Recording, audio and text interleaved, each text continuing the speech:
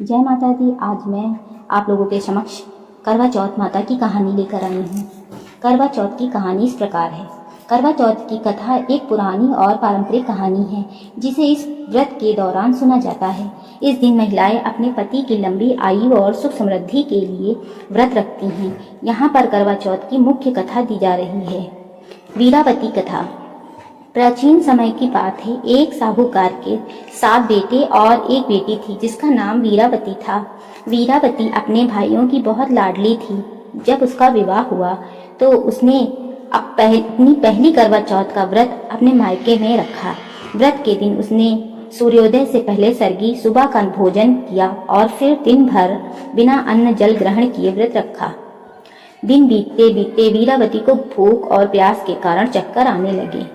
उसके भाइयों से अपनी बहन की यह हालत देखी नहीं गई और उन्होंने छल से बहन का व्रत तोड़वाने का निर्णय लिया।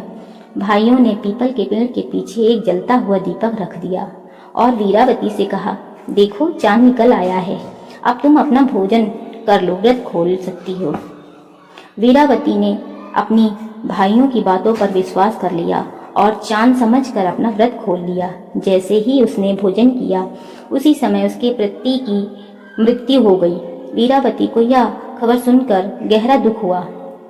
वह रात दिन रोने लगी और अपने पति के पास जाने के लिए भागी भागी गई। रास्ते में जब माता पार्वती का आशीर्वाद मिला तो देवी ने उसे बताया कि उसके भाइयों द्वारा छल से व्रत तोड़ने के कारण यह दुर्भाग्य हुआ है। माता पार्वती ने वीरावती को करवा चौथ का व्रत पूरी श्रद्धा और नियमों के साथ पुनः करने का आदेश दिया। वीरावती ने माता पार्वती के आदेशानुसार अगले करवा चौथ का व्रत विधि पूर्वक किया। उसकी श्रद्धा और भक्ति से प्रसन्न होकर यमराज ने उसके पति को जीवन दान दे दिया।